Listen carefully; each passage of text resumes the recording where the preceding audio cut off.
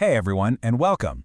Today, we're going to take a trip somewhere really special. A place just bursting with history, culture, and some of the most beautiful coastlines you can imagine. Yep, we're diving into the amazing state of Odisha. So I want you to picture this. You've got two sisters, Anshika and Aisha, just having fun on a beach. And the younger one, Aisha, she just stops and stares out at the ocean, totally mesmerized. She says, "Sister, this ocean is so vast." And you know what? That feeling? That sense of pure wonder, that's exactly where our journey begins today. So where exactly is this incredible beach? Well, Anshika tells her they're in Odisha, and right away we get a feel for what makes this state so special. It's all about three things: temples, coasts, and art. Seriously, these are going to be the three pillars of our whole exploration. And that actually leads us to our first little memory trick. It's a super easy one. If you want to get the real vibe, the essence of Odisha, just remember three things: ocean, dance, and sun. Ocean for that amazing coast, dance for its incredible culture, and sun for its famous temples. See? Super simple. Okay, so we've got the vibe down. Now let's dig a little deeper and get into some of the nitty-gritty, the key facts and figures that really shape Odisha's identity. First things first, let's pinpoint it on the map. You'll find Odisha over in eastern India, and a huge part of its identity is that long, gorgeous coastline stretching along the Bay of Bengal. I mean, that location is everything to its story. And the capital city? That's Bhubaneswar. You've got to love its nickname, the Temple City. And let me tell you, it's not just a cute name, it's the real deal. It really drives home that whole temple theme we talked about. This place is just soaked in history and spirit. So, you might be wondering how a state this big is organized. Well, it's broken down into 30 districts. And that number, 30, it's more than just a statistic. It really speaks to the sheer variety you'll find there. Different cultures, different traditions, different landscapes, all packed into one state. Now for a really important date in its timeline, 1936. April 1st, 1936 to be exact.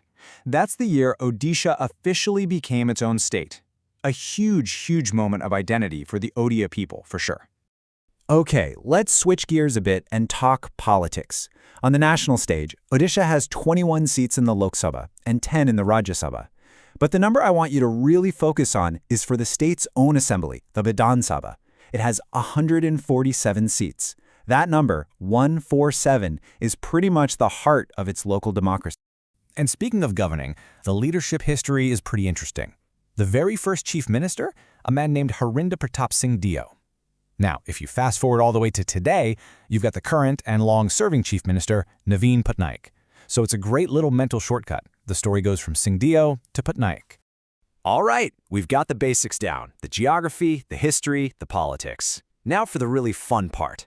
Let's dive headfirst into the soul of Odisha, its incredible, vibrant culture. Remember our little guide, Asha? Well, she notices how beautiful the local language sounds. And she's totally right. The main language is Odia, and it has this really sweet, lyrical sound to it. But, it's not the only one. You'll also hear Hindi, Santali, and Urdu, which just goes to show you how diverse the state really is. And that artistic spirit, oh man, it just explodes in their dance forms. You've got the world-famous classical dance, Odissi. It's all about grace, elegance, and telling stories with every single movement. But then, on the flip side, you have these amazing, energetic folk dances like Dumapat that are all about community and tradition. Just beautiful. And come on, we can't talk about culture and not talk about food, right?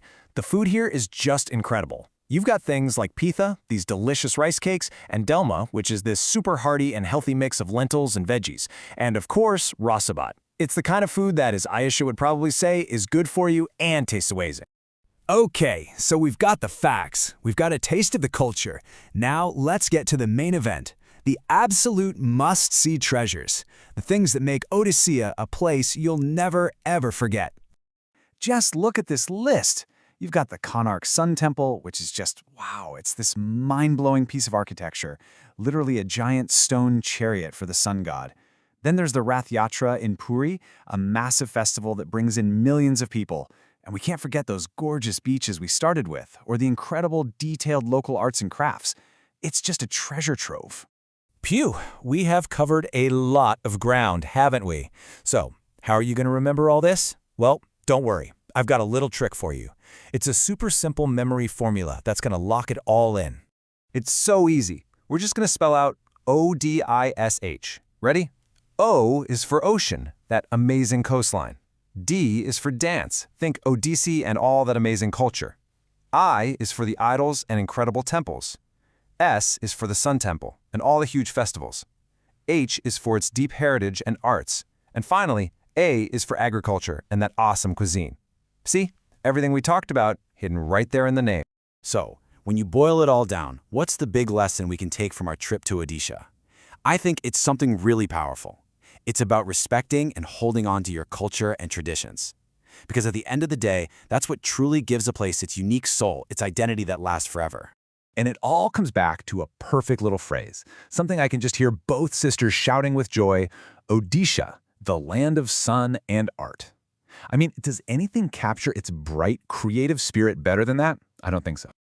Well, that's our journey through Odisha for today. I really hope you had as much fun exploring it as I did. And hey, get ready, because next time, we're heading to the incredibly vibrant and colorful land of Punjab. Can't wait to see you then.